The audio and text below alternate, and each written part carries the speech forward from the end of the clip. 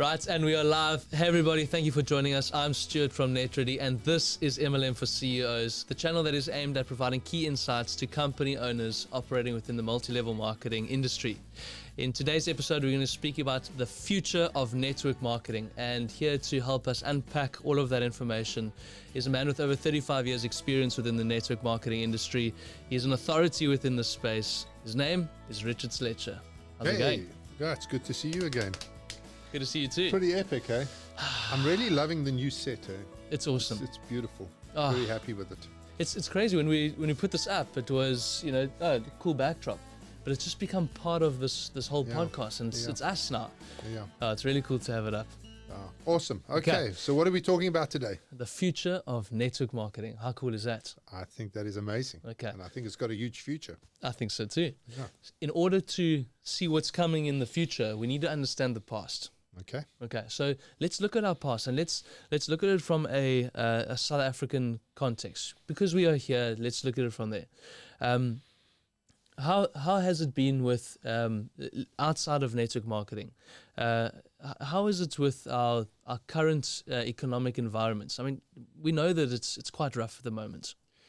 Well, I mean, look, that's a pet peeve of mine. Sure. Is what's happened. In 1994 we got a new government in, and there was so much hope. We won the '95 World Cup, and they've made a movie about it, Invictus, and we won the Africa Cup of Nations, and there's a movie about that, and there was so much hope and joy in the country. And at the time that the new government came in, there was 3.5 million unemployed people in South Africa. We are now how many years down the road? What's it, 27 years down the road? Yeah. 27 years down the road, we now got 12.5 million unemployed people. So over the last 27 years, we've gone from 3.5 to 12.5 million unemployed people. And when I look into the future, I don't see that getting any better. I don't see us solving this problem through jobs. On top of it, in South Africa, the money is flooding out of this country like there's no tomorrow. Anybody who's got education is going off, and they're going to Australia, or they're going to the UK, Europe, or Canada. Canada's opening open arms to South Africans with any kind of skill. Sure. Whether you're an electrician or a plumber or a business person, any kind of special skills, they take us in a heartbeat. So everybody with any skills is flooding out the country. My mum was in hospital recently, and all of the doctors were Indian. We are having to import doctors from India because our doctors are running away from the country. Sure. So the problem we have is not only do we not have jobs for people, the people who have got the education and the skills and the abilities are leaving the country. And so we don't have the people who can create jobs. And so we've gone from 3.5 million to 12.5 million unemployed people. And it's really scary. As far as I'm concerned, it's one of the most scary things that have happened in South Africa. Sure. And it's the number one reason why I started NetReady. So in 1998, I think it was, I was sitting, funnily enough, in your dad's Wimpy. Right. I mean, how cool is that? It's ridiculous. Yeah. So I was sitting in your dad's Wimpy reading the newspaper, because he provided newspapers for the patrons to read free of charge. So we'd go there. The kids would play in that, what was it called, Neverland or something? Neverland, yeah. They'd play on that jungle gym, etc. It's an incredible place, and we'd sit reading newspapers. And I read an article at the time that said that in South Africa, at that time, I think it was 28% of South Africans were unemployed. And I thought, well, that's crazy. How can we have 28% of our people not working? And at the time, my wife said, well, you're not doing anything at the moment. Why don't you actually look at seeing if you can do something to help with this problem? And when I looked at multi-level marketing, I thought, well, this is an incredible way to create a micro business that anybody can get started with. The entire infrastructure is provided for them. They buy the products at a discount, they sell it at a profit, they put food on their table, roof over their heads. And I thought this is the number one way to create job opportunities in a place where the jobs are disappearing. Sure. Because now you're not dependent on somebody else creating the job for you. You create the job for yourself. You own the job. Now, obviously you still have to work hard. Mm-hmm. That's one of the things people think. They join a multi-level marketing business, they do nothing, they earn a fortune. Well, Right. no company is like that in the world. No business is like that in the world. And this is a micro business. So you join the business. We discussed, I think last week, we were discussing starter packs and stuff. Yeah. You get everything that you need to run your business in your starter pack. And the only thing you need to do is add the work. You need to go out. And if you were to work 8 hours a day for somebody else, they would pay you a salary. Mm-hmm. I promise you, you work 8 hours a day in your own business, you will earn 10 times what you would earn working for somebody else. Yeah. Okay, we know that a lot of people don't earn any money in MLM, but I guarantee you, if they're not earning money in MLM, it's because they're not doing any work. Sure. The guys who actually work at this business and who put in the hours and who go out and see the people and show the products and do all of the things that you would do if you were running a store on the high street, those people make money. We know this. We've seen this. And so the reason I started NetReady was to try and create micro businesses for South Africans who are unemployed. Okay. Now, so that is our past. It's obviously that's leading into our future. But there's another element that is very imminent right now in our future, and the job market. There's going to be absolute decimation in the global job market, and it's headed up by a good friend of ours. I wish he was our friend. How cool would that be? Yeah. Elon Musk. Yes. Well, he's one of the players in this space. One of the players. But, he's at the forefront of it with these other guys. And, I mean, what he's creating in terms of artificial intelligence, AI, that is going to decimate the job market. Well, he's now, I mean, it's imminent now. I think it's within the next 2 weeks, he's actually launching or releasing his first AI bot. So he's got a robot called Optimus Prime. Of course. Go figure. Transformers, nice. Yeah, so he's got this robot called Optimus Prime, and his idea is to use all of the skills that his AI has learned through driving cars, because he's got full automation now. I mean, I don't know if you've seen the latest release of his full self-driving. It's incredible. This thing is doing left-hand turns, unprotected left-hand turns in heavy traffic, no problems.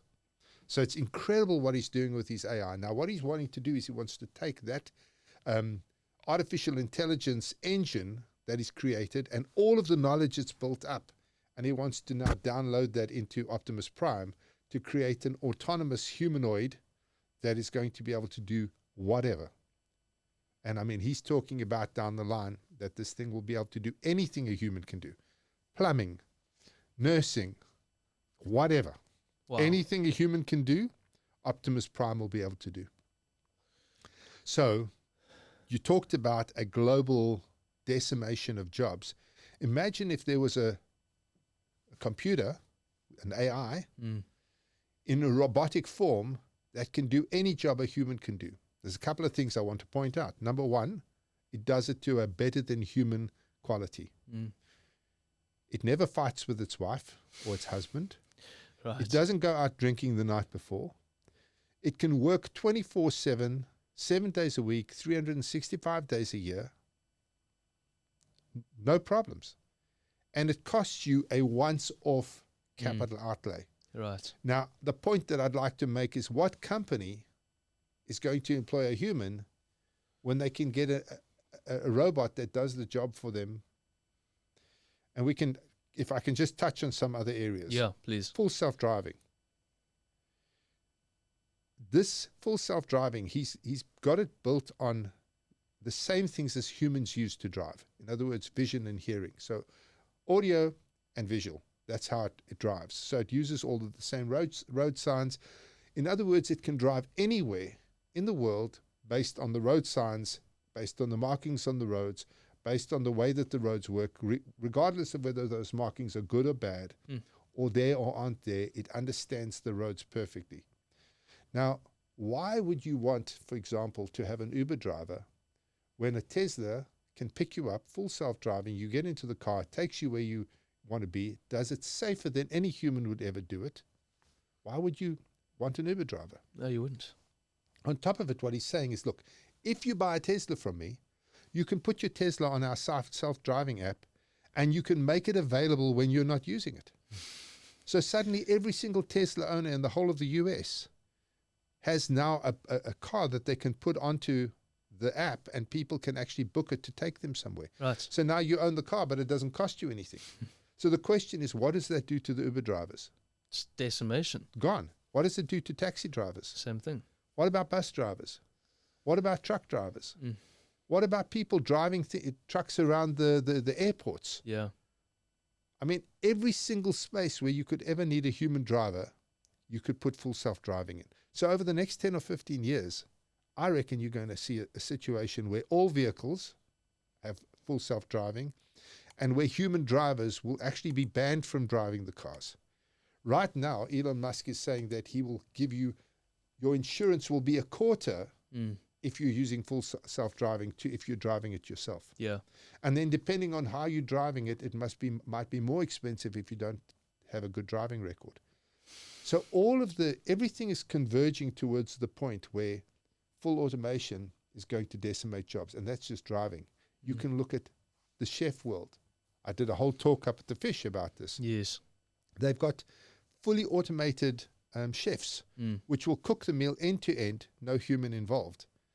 Automated pizza production. Fast food joints are using automation left, right, and center. What is happening to all those entry-level jobs? Like when you were a kid, what was your first job? Your first job was working behind the counter at McDonald's or whatever. That's kind of how you got I was in. an Uber driver and I was lifting people around. Exactly. All of those jobs are gone. Yeah. And so if you have a look, you can take any industry. There's accounting bots that are doing a better job than real accountants and are being used by top 1,000 companies in the world. Guys who are listed in the top 1,000 on the indexes. Bots are doing that work for them.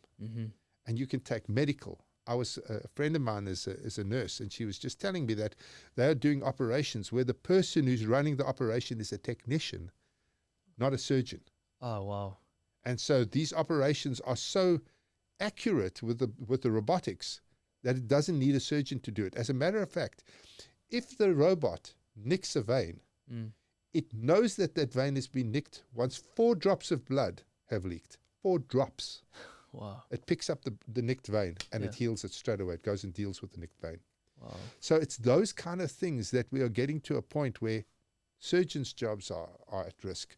And so, I mean, we can get into every single field. You can take any field, call centers, any field, and I'll show you how there are people there are robotics and automations and AI which will decimate those job spaces. So that means we're going to go from 12.5 million unemployed people to 20 million unemployed people in South Africa. And that's going to permeate throughout the world. As AI rolls out, I forecast that this is going to have a massive impact across the world in terms of unemployment. Sure. Scary, eh? It is scary, but it's not something that's sci-fi. It's in the future. It's now. It's happening. It's going to be rolling out in the next 5, 10, 15 years. And if we've got our head stuck in the sand and we're not doing anything about it, so we said, no, it won't come, that's the wrong approach to this. We have to have a proactive approach to this. Well, I mean, you can take DeepMind. Yeah. Okay. DeepMind's a prime example. Everybody reckoned that for a computer to beat a human at the game of Go was between 20 and 30 years out. DeepMind did it 3 years ago. And that was supposed to be 30 years into the future. People are saying, oh, no, this is coming in 20 or 30 years' time. I'm telling you now, it's not coming in 20 or 30 years' time. This is on an exponential curve. AI is being developed at the most amazingly rapid pace. And the impact is within the next 10 or 15 years, we are going to have serious impact from AI and robotics. Serious impact on jobs. So, I mean, Richard, what is the solution then? Ha! Glad you asked that. Thank you very much. Well, during COVID, so I'll put that down for a moment. During COVID, what happened was a lot of people lost their income. Sure. In South Africa in particular, where we were heavily involved, there was wholesale unemployment because the government locked businesses down. You couldn't go to work. Businesses went bankrupt. I mean, just a ridiculous number of companies went out of business. But NetReady experienced massive growth. I think we 3 or 4x'd our business. Yep. You know, our business just exploded. And it didn't explode because we were getting customers directly, although we did land some customers during that time. Why it exploded is because, as you know, we get a small percentage of everything our clients do. And our clients' businesses, the MLM space, went ballistic. People signing up as MLMers left, right, and center. Sales went through the roof. Registrations went through the roof. As we found an uptick of unemployment, as unemployment figures rose, we saw a direct correlation between that and people signing up in the MLM space. And so I'm 100% convinced that in the medium term, the MLM space is going to be where people find a home. Because you could say, okay, and a lot of people are saying, okay, we're going to have a universal basic income. Right. So this whole talk of the governments are going to give you universal basic income and you are going to go and live on that. But people don't work for money. The vast majority of people do not work for money. The vast majority work for meaning. A person will leave a well-paying job for a badly paying job because they're not feeling fulfilled. Sure. Now, when you don't have a job at all and somebody's giving you a handout, how do you create meaning in your life? And for most people, they attach the meaning to what they do. And so that's why I think that the MLM space is going to have explosive growth. As AI comes into play, as unemployment hits us, I think you're going to see a massive uptake in MLM. And the companies who are getting ready now, who are gearing up now, who are putting everything in place now, those are the guys who are going to be able to capitalize on this whole AI rollout globally. Sure. Not just in South Africa. As a matter of fact, it will be less hit in South Africa because I think that we are going to take a long time to get into automation here. We're a third world country for the most part. Yeah. But in places where you've got a first world economy, places like Europe and the UK and the States and Canada and Australia, and all of these first world economies, I think that's where we're going to see the biggest impact of AI on the population. Right. And those companies internationally who are getting into that space are going to be poised to take advantage of that as it goes. The better they do it, the more of those people they'll be able to bring into their businesses and provide them with meaning, provide them with opportunity, provide them with their own business, provide them with an income, roof over their heads, all of that kind of stuff. Sorry, I didn't mean to bash my microphone there. And how does network marketing act as this haven for people going through job loss? I mean, can robots do what network marketing can do? Well, my opinion is that for the most part, people want to deal with people.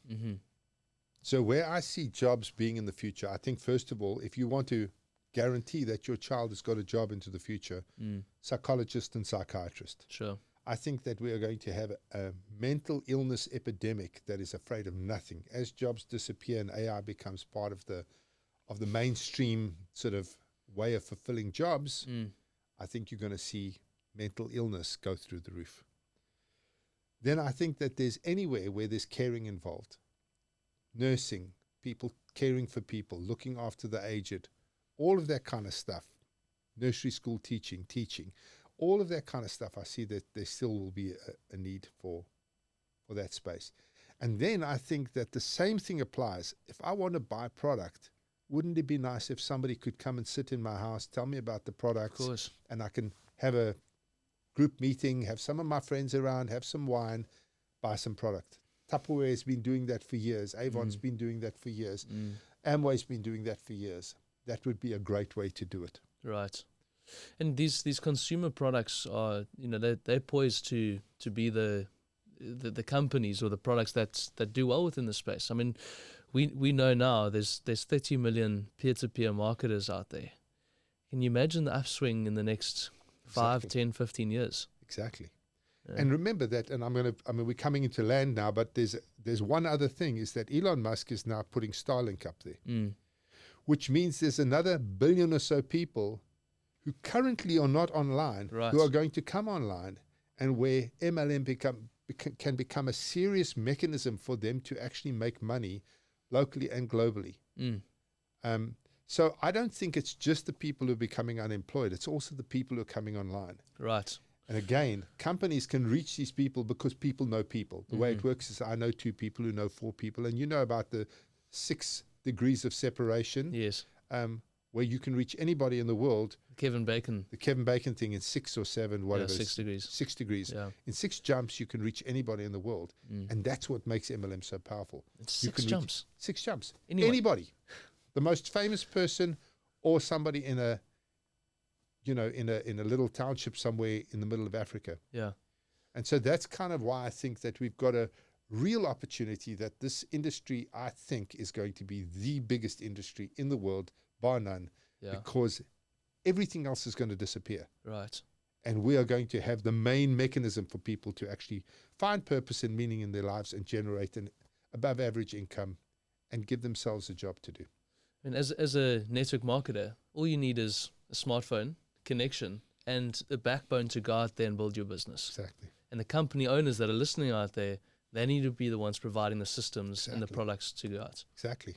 And if you are selling any other way, now would be the time to look at MLM as a route to market. Right. Love it. Okay. Thanks, Richard. Sip of coffee time. The future of network marketing. Exactly. How cool is that? Yeah, amazing, eh? It's scary. It's scary what's happening in our past, what's in our future. But if we take our heads out the sand, and all the company owners out there are building these businesses to help people put food on the table and a roof overhead, it's for the right cause. Yeah, and they'll make a lot of money in the process. For sure. Because the economies of scale is what this is all about. 100,000 people moving $100 of product a month. You got a shed load of product being moved. Sure. You got a big business, and you can do that in one country. You could have 100,000 people in every country in the world doing this for you. Right. You can build a massive international business on the back of the whole MLM play. Anyway, thanks very much. It's awesome. Thank you very much. Guys, to everyone out there watching, thank you so much for joining our live events. If you're watching on YouTube, thank you. Please subscribe to our channel. Hit the bell for notifications each time we upload new content. We love having you here. Find us also on LinkedIn as well as Facebook. And if you're listening in the car, join us on Spotify. Thank you so much for watching. We'll see you next time. Cheers, bye.